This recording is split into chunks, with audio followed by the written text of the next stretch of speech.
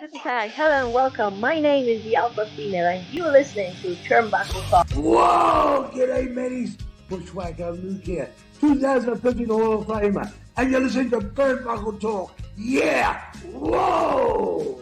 This is pro wrestling's only modern day Viking Gunner, and you're on Turnbuckle Talk. Hey, this is Nick Magnus Solis, and you're listening to Turnbuckle Talk. Hi, this is Leva Blue Pants Bates, and you are listening to Turnbuckle Talk. Hey, this is Jeff Jarrett, the king of the mountain and founder of Global Force Wrestling, and you're listening to Turnbuckle Talk. Hey, fellas, you guys have a great day, and this is only because I'm talking to Canadians. It is actually spitting snow in Tennessee. See? Oh my God!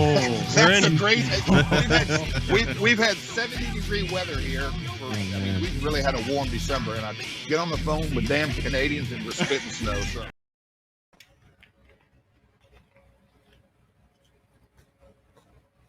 To Turnbuckle Talk, where today we're going to be covering some of the biggest news stories of the week here. OMD, how you doing today? I am doing quite well there, Mr. Best. Welcome to the host position. Yeah, this is a strange new world for me right now. I'm used to being the co-host. We've got Carl Carafel, who's away on assignment, I guess we'll say. Yes, he is. Let's get right into it. Yeah, he is. Let's get right into it. Let's get to our first story of the day here, and it's sort of a big one, and it's one that you presented to me here. We're going to talk about why the WWE has been slowing its plans for NXT Europe here. And OMD, I want you to what we have had happen here is Triple H came out on the the post Money in the Bank press conference there, where he came out and explained why he slowed it down. And he said he slowed it down because of the sale of the WWE, and there were so many other changes going on as far as office wise as well. That's correct, right?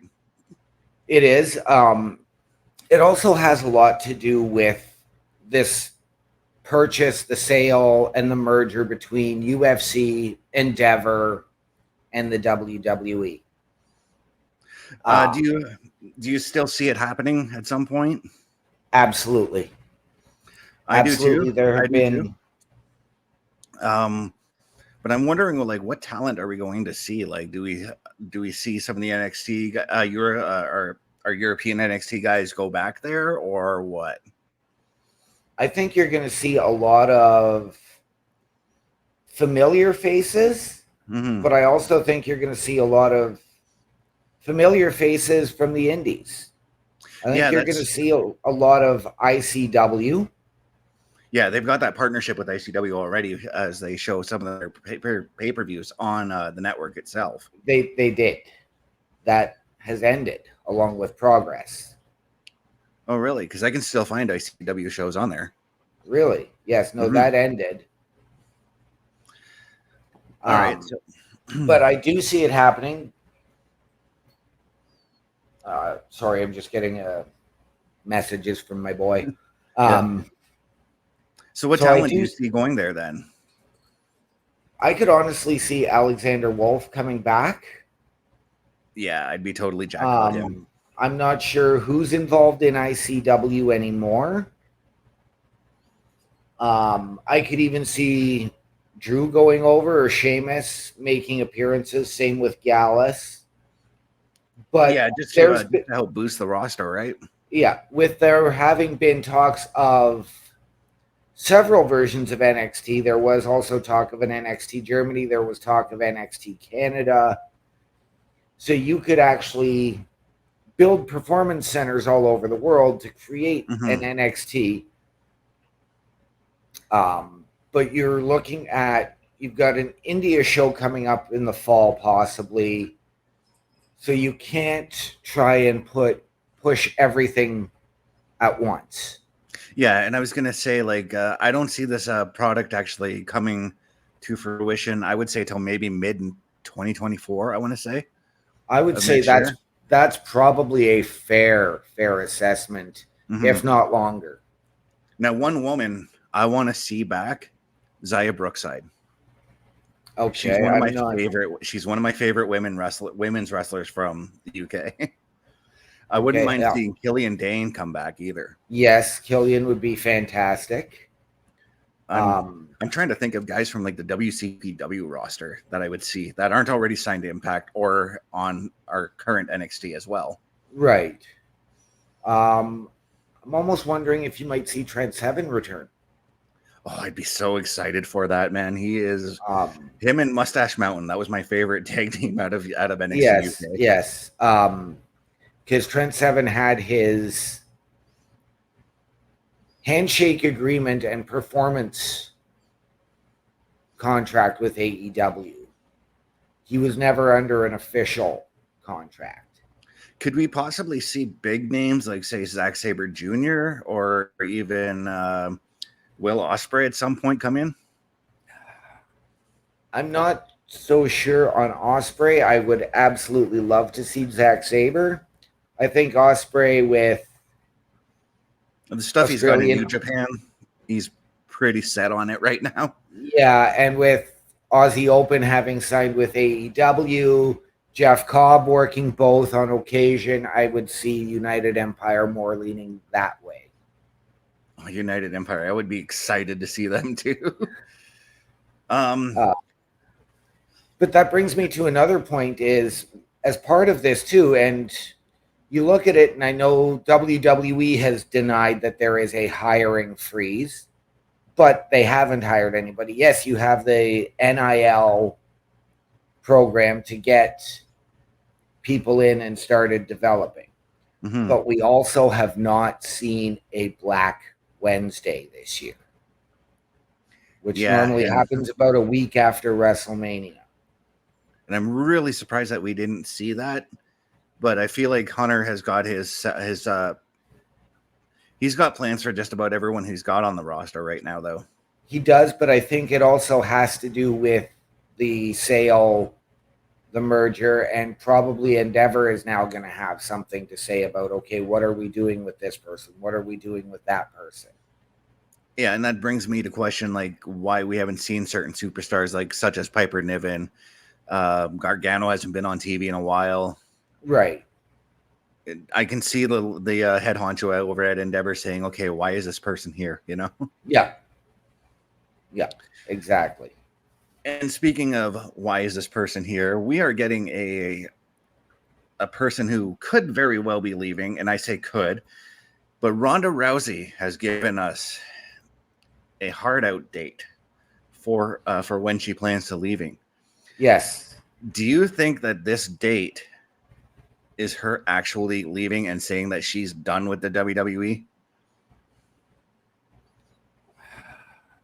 No. No, I think it's going to be her hard out date until she misses the spotlight. And that's exactly where I was going with on that one myself, because there is that saying that we have in this wrestling business, never say never. And I know that you, OMD, get that feeling that anytime you and I go to a wrestling show, we see the ring, the first thing we want to do in our hearts is get in that ring and run the ropes. Run the ropes, take a bump. Yeah. All of it. All of it. So there's just that hunger, you know what I mean? Yeah. That comes from being a former wrestler. But I mean, if you take a look at Ronda's past and her track record, it was skeptical to say the least, because she's goes on Twitter and goes on the rant calling wrestling fake, and then she's training with Natty and James Storm. Yeah, I see that as her playing a character, because I feel like she did the same thing. She played the whole sympathy angle when Holly Holm knocked her head off, and she still came back, and she was still the bitch. She was still the asshole. You know what I mean? See, and I don't think it was. I think that was her. Yes, she has the love for wrestling. She grew up on it, you know, and I'm not going to deny her that. Oh, no, I don't deny her that too, but I think Shayna Baszler would. Yes. Especially with that promo on Monday.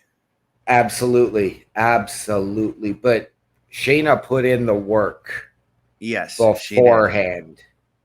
And I'm not saying that Ronda didn't put in the work either. I mean, as you said, Natty and James Storm work with her. and did as much as they could with her. Yes. But she was brought in at WrestleMania a number of years ago for Dwayne as a PR stunt. Yeah. And then it's all of a sudden, then she shows up at the Royal Rumble a year later to point at the WrestleMania sign after everything is over and you've got the champions surrounding Asuka. Yeah, and I was going to say, I remember that moment like it was yesterday. I wanted her and Asuka to wrestle. You know what? I didn't, because it was just like, for me, I it was know a Asuka case was of, in line for the championship matches, but yeah, but it was a case of why? mm-hmm. Why? Because you're out there giggling like a schoolgirl with the big smile on your face, you know, and yes, that was a genuine emotion. Hey, I get that emotion too sometimes when Yeah, I'm playing absolutely. the heel. When I'm playing the heel and I got the booze, I got a slight smile on my face because I'm like, yes, I got them eating out of my hands. You know what I mean? Yep. But yeah, even when she left the first time, yeah, she did bash the WWE, made it seem like she was never coming back. But again, as Chris Jericho and as every other wrestler says, there's never say never. And I could even say that for Jade Cargill, who's said that she's done with AEW now. Right. But I feel like I kind of want her to be done. So. All right. You will have to forgive me for a minute, Chris. I do need to take a couple of minutes. Yep. But no, anybody who's listening, guys, I'd love to have your opinion on what you guys got to say, what you have to say about the Ronda Rousey story. OMD is going to be taking a few minutes off here. I really do think it is a never say never situation with Ronda. She still has a love for the business and a respect for everybody in the ring. That much is for certain. However, with some of us here, she does have a bit of that go away heat. But I'm wondering with us here at OLE, will she be welcomed back? That's what I would like to know. I'd like to know what you guys think in the comments down below. And while you're here watching us, go to Rogue Energy, 10% off. Hang on one second here. I'm very new at this. This is my first day hosting. Follow this ticker down here. Go to rogueenergy.com. Promo code OLEPODS gets you 10% off of your order. And trust me, some of those drinks, man, they are fantastic. My personal favorite is the bubblegum. The bubblegum flavor here. We're just waiting for OMD to still come back here so we can tackle the next story. And while we're waiting for OMD to come back, I'm going to throw up where is it here? If I can find it. I'm going to throw up a special little ad from our friends over at Collar and Elbow. Promotional consideration paid for by the following. Wrestling, a love and a passion we all share. I've started a wrestling brand, the wrestling brand. A brand founded on the aspects of wrestling. Two entities working together to create a product that connect emotionally for people everywhere. Collar and Elbow is the brand. Passion and love for wrestling is the drive. I am Al Snow, and this is Collar and Elbow, the wrestling brand.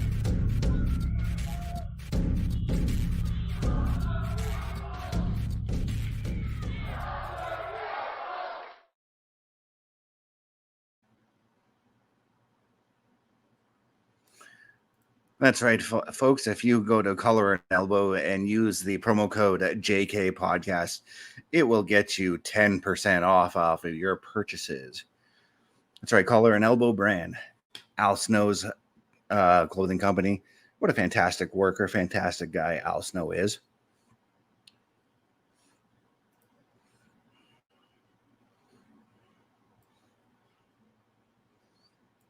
While you're at it, I'm going to throw up a quick little ad for Rogue Energy.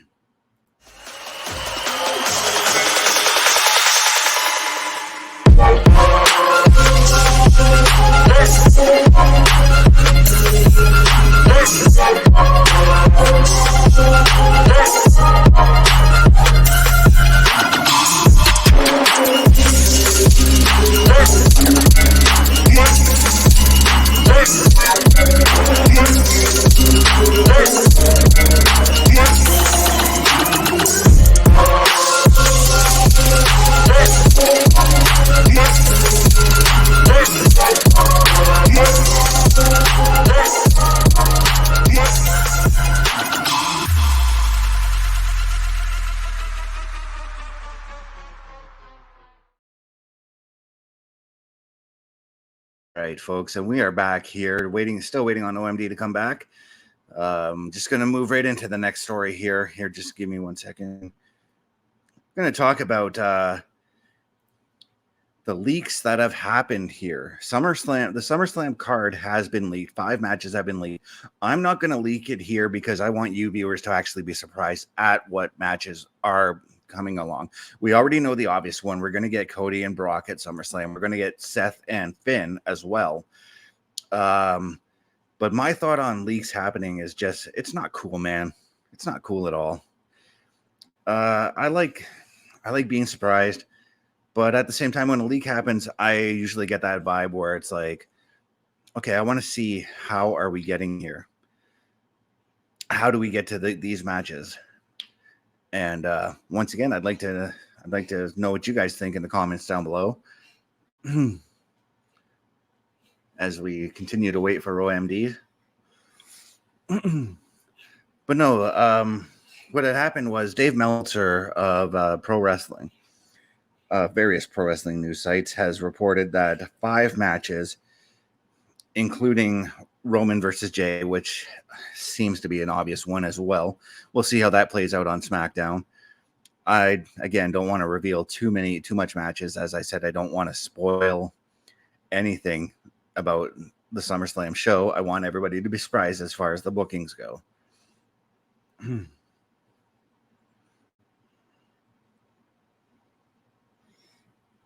All right. Let me just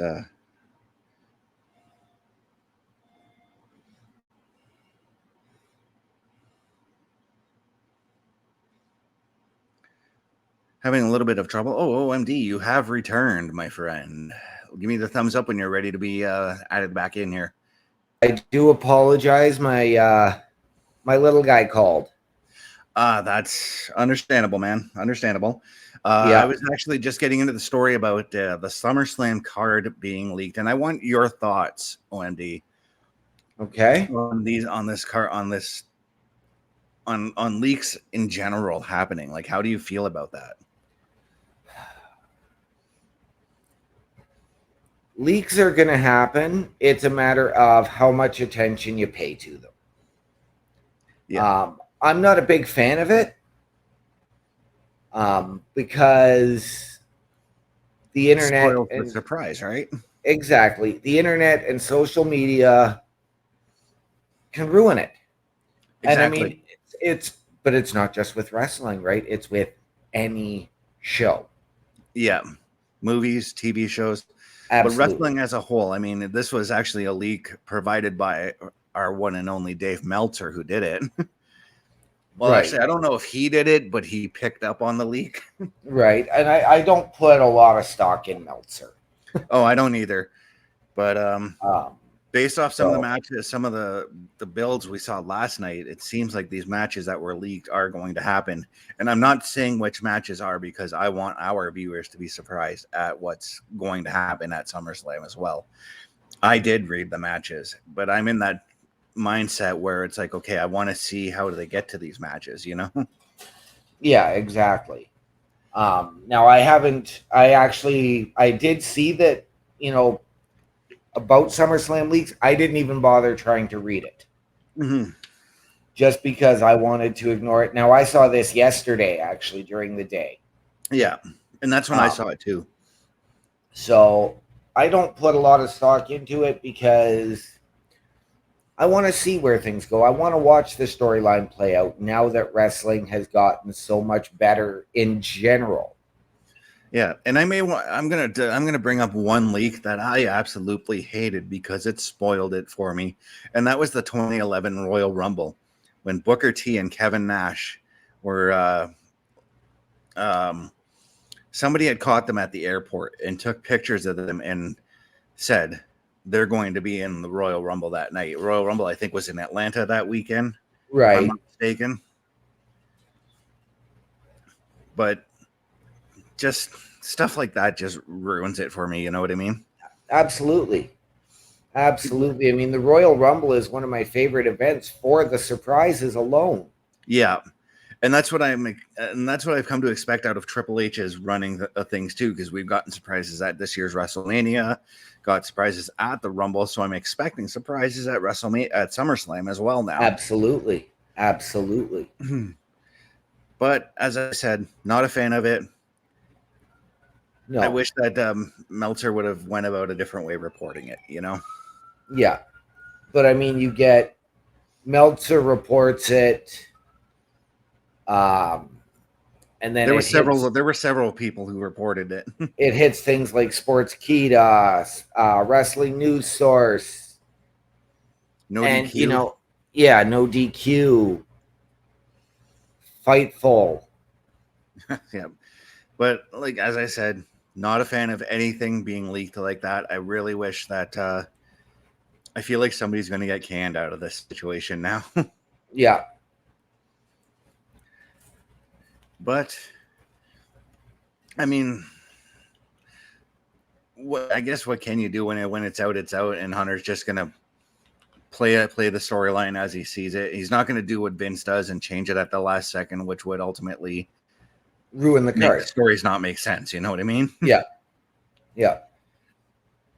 And the only time that it happened where they were forced to make a change was Survivor Series a number of years ago when it was Bret Hart and his minis versus Jerry Lawler and the Three Kings. I thought that was Doink. No, there was Bret Hart versus Jerry Lawler, and then they had to find a replacement for Jerry, so Shawn Michaels stepped in. Yeah, that was the Hart family taking on Jerry and his Knights, and I understand why that had to happen because, well, Lawler had his court case at the time. Yes, but it still didn't make sense. Shawn Michaels and his Knights. I mean, and two of those Knights, spoiler alert, one of them was Greg Valentine, the other one was Barry Horowitz. I don't remember who the third one was. No. But let's get right into it. We're going to get right into the main event story. Yes, it is a lighter news day. Not a lot to talk about on these stories, as most news stories have already covered the majority of them. But I'm going to get into our big story right now. As soon as I can find the picture here. And it's also the title of our show, Holy Wrestling Summit BatMan. As soon as I can find it here. You got to excuse me. This is my very first time hosting this, so we're going to talk about this. No, you are forgiven. We're going to be talking about this here as these legends here. We got RVD, we got Sting, we got Rikishi, several others, all being contracted to come to Israel for a pro wrestling summit. I'm a little bit nervous about this show because of the controversies that surround the country of Israel as a whole. Right. But what do you feel about this, OMD? I am okay with it. It's expanding wrestling into an area that doesn't normally get it. Yeah, it's coming into an untapped market. Yes. Now I know before WWE signed their deal in Saudi Arabia, there was another one similar to this. Yeah, you were talking about the Khashoggi incident. No, there was another one, which I believe was done by the UAE, United Arab Emirates. Right. Where John Hennigan now Johnny TV, had gone and he ended up winning the title. And again, it was a number of rather large names, and I believe this type of summit was also done. I believe that this might just be a new international version of a WrestleCon. Okay. Yeah.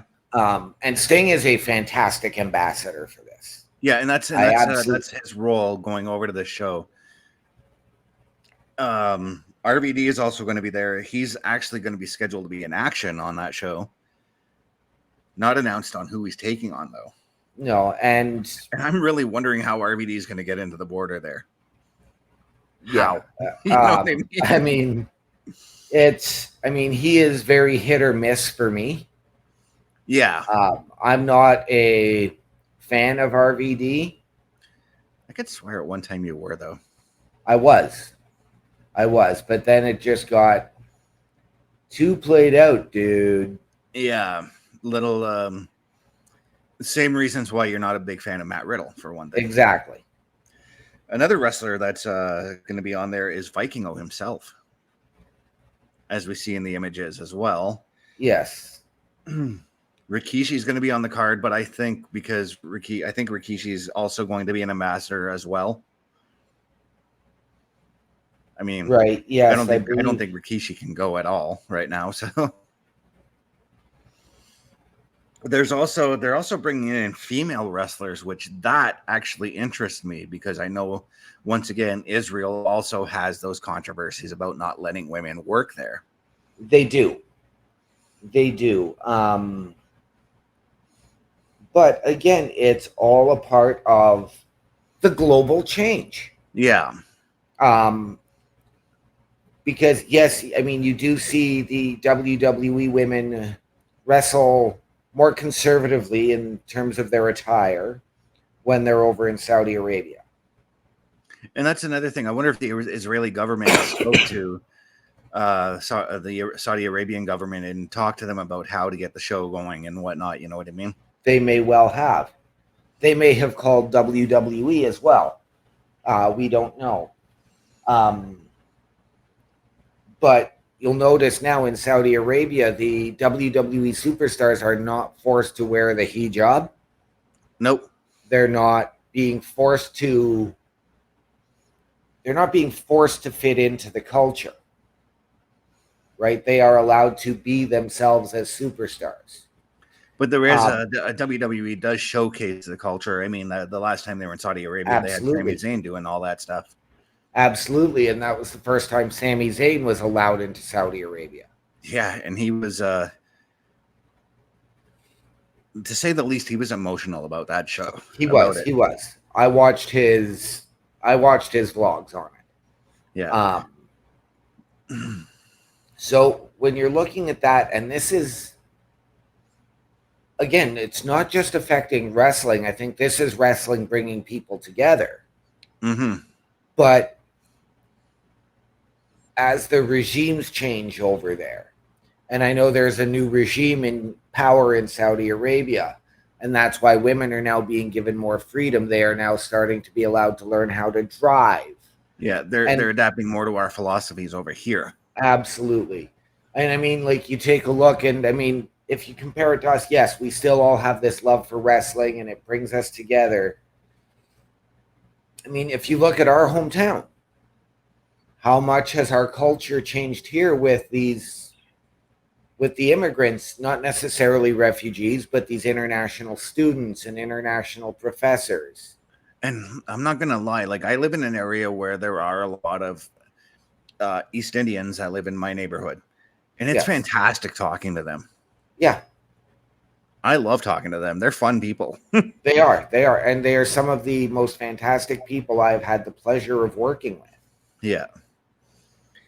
I'm also excited. There's one thing I'm excited about this, and if it's going to be seen on in a worldwide audience, I kind of want to watch this because I'm interested in seeing what the Israeli people can bring to us for wrestling as far as having their own wrestlers go. Absolutely. Because there is going to be a slew of Israeli wrestlers on the show, and I know that Israel does already have a pro wrestling promotion over there. Right. Yes, So that would definitely be interesting. I mean, as we just had, I believe it was just this past weekend, and I didn't get to see it, was the Impact events down under in Australia. Yeah, that was this past weekend. I didn't get a chance to watch it either, but I want to find them. Well, I wasn't getting up at 5 a.m. to watch them live. Oh, me neither. But is this a way for maybe WWE or AEW to possibly get in? I feel like with Sting being there as an ambassador, that's a very possible thing for AEW at least. I see where you're going with that. I'm going to disagree. I think this is Sting doing it as an ambassador for wrestling as a whole. Yeah. You're talking about a guy who has been WCW, Impact, TNA, AEW, WWE. He's done it all.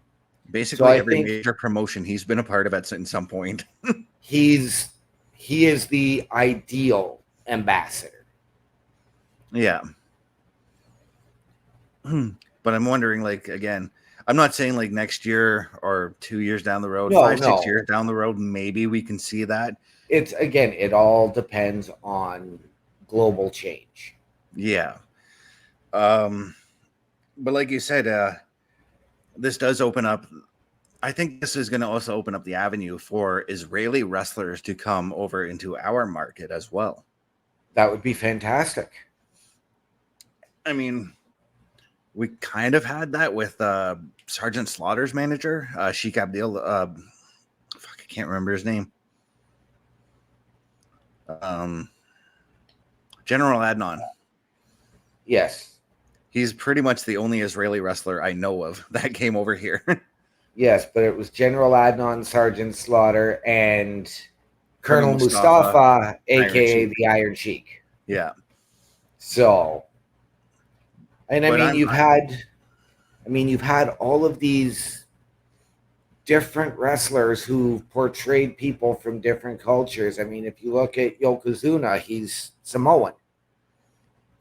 But he represented a Japanese wrestler. Exactly. And honestly, because I've gone back and I've looked to see if they were just throwing kayfabe our way by saying all these Japanese newspapers reported on Yokozuna winning the title at WrestleMania 9. Right. Those papers were actually legit. Yes. And I mean, you look at Savio Vega, who portrayed a Japanese wrestler in Kwang. Yeah. You had Rikishi, who was the Sultan. Yeah. So you're trying to grow your audience. And I mean, if you take a look, you've got Jinder Mahal, Veer, and Shanky representing India. Or not Shanky, Veer and Sangha representing India. Well, you can say Shanky too. You could, think yes. He's Indian. But no, I'm very excited about where this goes as far as wrestling on the worldwide stage now. Absolutely. That you've opened my eyes a little bit on it, you know what I mean? Yeah. It's a matter of wrestling bringing people together.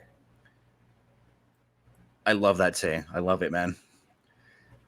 But no, yeah, you're right. It is. It's bringing wrestling together as a whole. World peace through wrestling. We'll say that. Yes. Yes. New promotion, WPW, World Peace Wrestling. I love it. I love it. Perfect.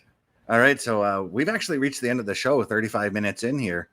I think I am looking to see if I can find anything more here quickly to try and touch on. No, OMD may have some breaking news for us. No, I'm just sort of looking.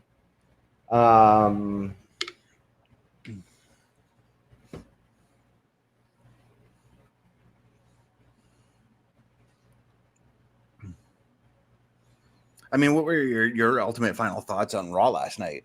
We can discuss that. I absolutely loved it. I did too. I love the road that we're going on, and this is going back to the leaks. I still love the road that we are going on, even though I've already seen the match, what the matches are. Yes. Okay, I do want to bring this one up here. Okay. And this is regarding everybody's favorite female enhancement talent in the WWE, Natalya. And Natalya was recently presented with an outstanding 6 Guinness World Records for achievements during her WWE career. Thank you, OMD. You reminded me I was going to add that story today. Natalya was presented with 6 plaques by an official adjudicator, Mark Well, in England. So these Guinness World Records are most WWE matches female, 1,514. Most WWE wins in a career, female, 663. Most WWE PLE appearances, female, 75. I probably don't need to say that it's female every time. Yeah. Most WWE WrestleMania appearances at 8. Most WWE Raw matches, 174. And most WWE SmackDown matches at 200. So, to be able to get that, congratulations, Natty. Yeah, big, huge congratulations to her. Although I got to say, I'm surprised with the most matches in WWE, though, because I thought that somebody like Moolah would have had that record. But Moolah was probably around during the territory days. Mm-hmm. So they probably wouldn't have classed that. You're probably looking at more within one company, yeah. Um, That's true too, because I forgot when she came over with the WWE Women's Championship, she brought that women's title from another territory. Yeah. So, I mean, you're looking at, and I mean, if you're looking at 1,514 matches, but only 374 of those televised, or sorry, 382 between the, maybe a little bit more with the PLEs and the WrestleManias. I can't figure out the maths right now. You can't. But then you're looking at, no, I can't. Let's just say probably close to 500 matches televised. Now you're looking at 1,514 matches for a female. So there's 1,000 matches from live events, house shows that you are presenting her with. So huge ups to Natty. Again, I really wish that they talked about it last night on Raw. That would have been cool. That would have been cool. And it was actually thanks to Parrish who mentioned this on Raw on the Raw Watch Along last night. Yeah, and again, I got to say congratulations to her because, man, she is. We talked about her earlier on in the show about her with her work with Ronda. She is one of the hardest women, one of the hardest working women in pro wrestling as a whole today. She's a woman who will take anything and run with it. You know what I mean? Yes. Even if it's that stupid fart angle she did. Yep. She still ran with it. It was actually kind of funny at some point. It was, but then it got played out. Yeah, but me, I like my lowbrow humor sometimes, you know? Oh, absolutely. Absolutely. All right, I'm going to go to another topic. And I'm going to say it's similarities between gimmicks. I'm not going to go with gimmick infringement, but guys who are similar in their style. And I can see the similarities, but to be called a complete ripoff, I disagree. And I'm going with Kevin Nash's words about L.A. Knight. And that's breaking news for me because that was reported to me an hour before I put everything together for the story tonight. Yes. Kevin Nash calling L.A. Knight a complete ripoff of Dwayne. And you know what, though? He's been told that he sounds like The Rock. I mean, Chris Van Vliet said it, and he said, you know what? I agree. I can see it. Like I said, I see the similarities. They're both fantastic on the mic. I am not a Dwayne fan. And that's why you call him Dwayne, not The Rock. That's right. That's right. And I mean, I have my reasons for that. They're not important. I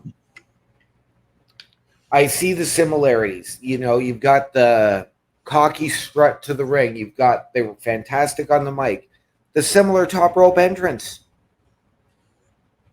Oh, yeah. But to call them a complete ripoff, I think LA Knight developed his wrestling skill a lot more.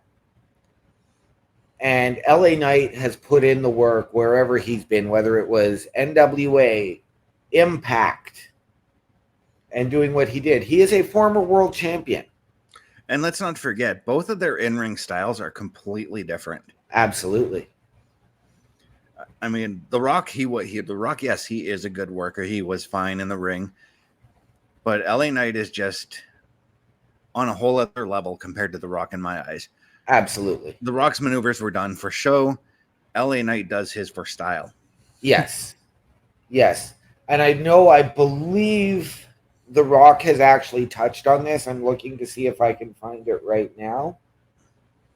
But in Kevin Nash's words, am I the only one that sees like an absolute ripoff of The Rock to the point where he cut the promo on effing Logan Paul or whatever the F his name is? The only thing he didn't do is turn the mother bleeper sideways. Jesus, does everybody have amnesia? There is nothing original. Those are Kevin Nash's words about LA Knight.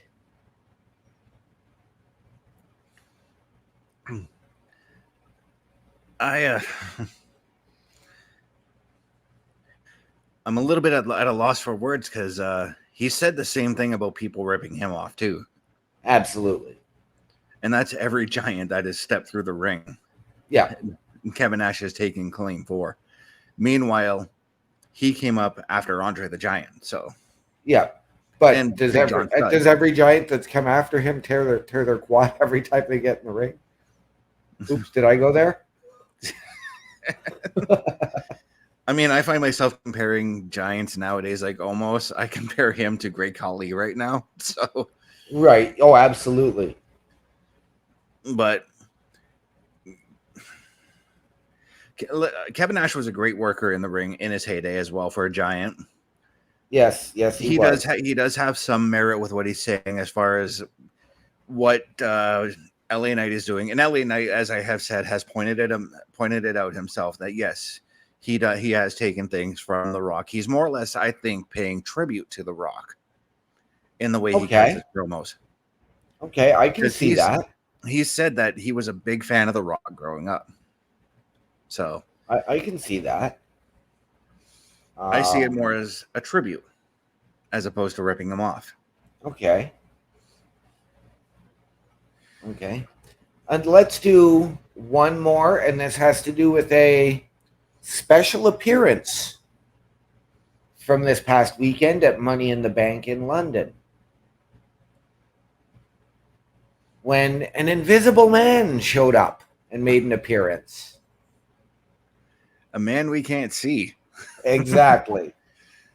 And now, because I have an article up here that's the latest on WWE possibly hosting WrestleMania in London. And again, this is from our dear friend, Mr. Dave Meltzer. So to go in here, this is completely, obviously, they're saying it because AEW at Wembley, and they want to go in there at Wembley, and they'll do 2 shows at Wembley. And they will sell out both shows for WrestleMania. I'm sure of that, and set gate records. You know, all-time gate records for that. But for WWE, that's not enough because WWE wants the city to spend like UFC. The whole gimmick, it's not about your gate. It's about how much money you get to be paid to come in and millions of dollars. Well, London is is the top tourist destination in Europe. Yes, it is.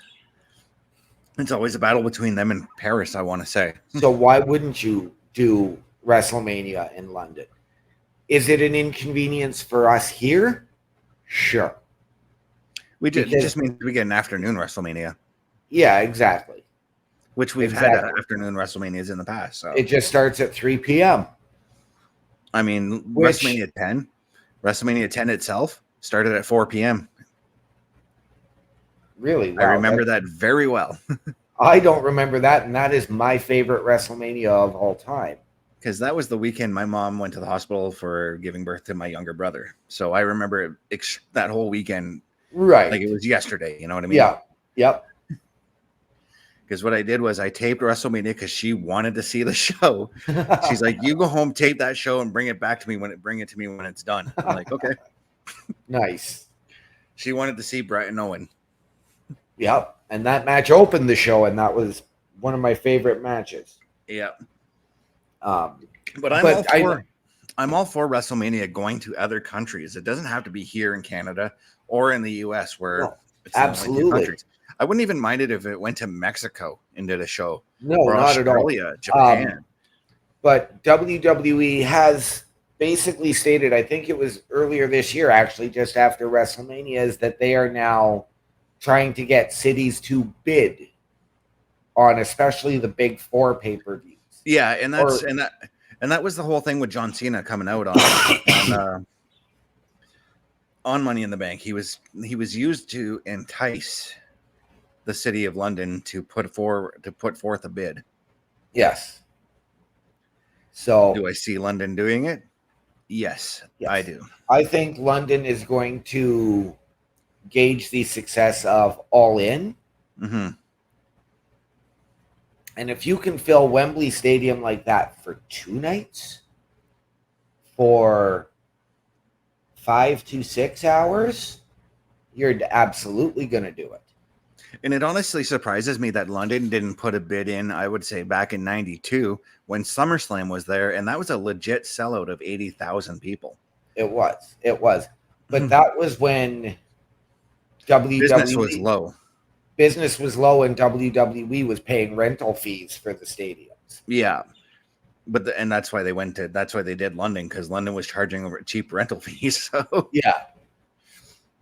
So now you're trying to get these cities to bid on you to come to their stadium and essentially give you a free spot. I remember a news story a couple years back. They sent out a package to Toronto to get WrestleMania back there, and Toronto just threw it away, which was stupid. But it is, but you know what? I can understand it. I mean, you're now looking at WrestleMania 40 next year. The last time WrestleMania was in Toronto, or in Canada for that matter, was X8. And I was there. I was almost there. So, but I mean, you can, because you get Raw and SmackDown at the Scotiabank, because you've just had AEW at, Scotiabank Center. You're doing your house shows at the smaller hockey arena at the Ricoh Coliseum.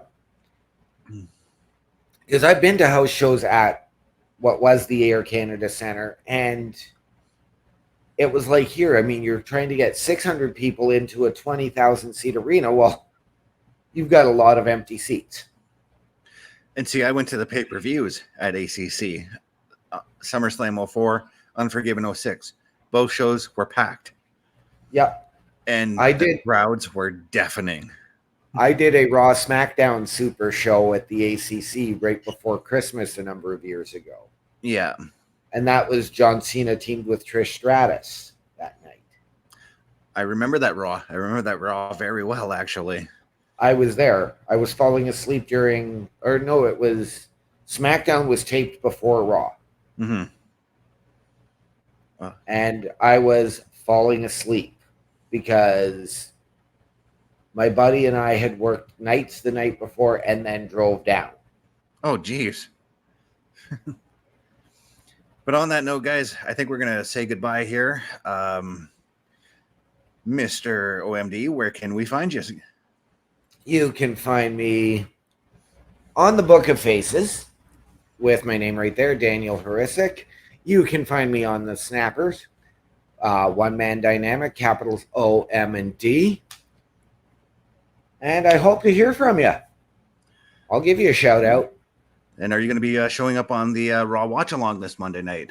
I will be on the Raw Watch Along this coming Monday. I will have the Boar's Nest this coming Thursday with Bubba Duke. I will be monitoring the chat while he is gaming out and rocking Diablo 4. All right, guys. And I just want to give a shout out before I plug my socials to Real Wrestling, real news from real fans, real news and views from fans, I should say.